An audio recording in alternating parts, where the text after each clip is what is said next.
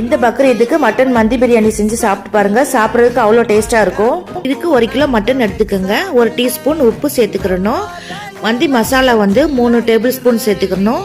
அதுக்கப்புறம் இஞ்சி பூண்டு பேஸ்ட் ஒரு 2 டீஸ்பூன் சேர்த்துக்கிறணும். 1 டீஸ்பூன் நெய் சேர்த்துக்கிறணும். பட்டர் இருந்தால் கூட பட்டர் சேர்த்துக்கலாம். இன்னைக்கு நான் நெய் சேர்த்துட்டேன். இது எல்லாத்தையும் நல்லா பெரட்டி மேரினேட் பண்ணி அப்படியே வச்சிடணும்.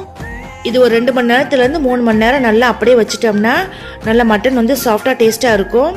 இதுக்கு 1 டேபிள் ஸ்பூன் எண்ணெய், 1 டேபிள் ஸ்பூன் நெய் சேர்த்துக்கிறணும்.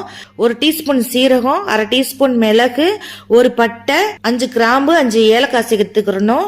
1 பிரியாணி இலை சேர்த்துட்டு 2 பெரிய வெங்காயம் கட் பண்ணி அதோட சேர்த்துக்கிறணும். 3 பச்சை மிளகா அதோட சேர்த்துக்கிறணும். இது எல்லாத்தையும் நல்லா வதக்கிடணும். இது ரொம்ப வதக்கணும் அவசியம் இல்லை. இது கூட இஞ்சி பூண்டு பேஸ்ட் 1 டீஸ்பூன் சேர்த்துக்கிறணும்.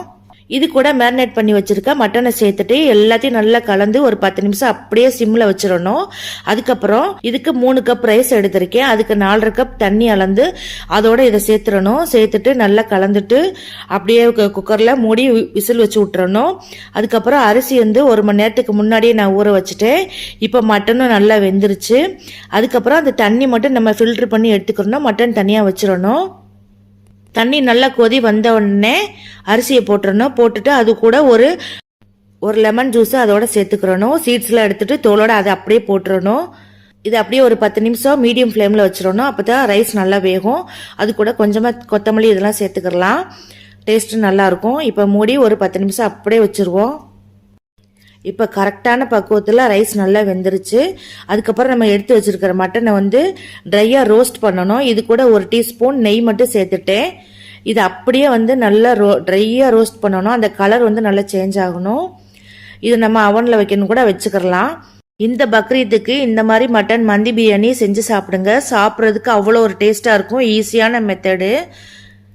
அவ்வளோதான். இப்போ ரைஸ் ரெடி ஆயிடுச்சு. இப்போ இது மேலேயே மட்டன் போட்டுறணும்.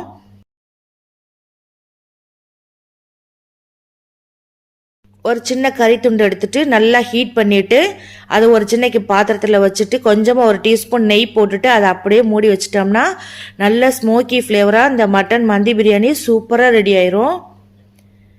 இந்த பக்ரீத்துக்கு நீங்களும் கண்டிப்பாக ட்ரை பண்ணி பாருங்க. இந்த மட்டன் மந்தி பிரியாணி சர்வ் பண்ணையில் கிஸ்மிஸ், முந்திரி, பாதாம் நெய்யில் வறுத்து அது மேலே போட்டுட்டு சாப்பிட்றதுக்கு அவ்வளோ டேஸ்ட்டாக இருக்கும். நீங்களும் கண்டிப்பாக இதை ட்ரை பண்ணி பாருங்கள்.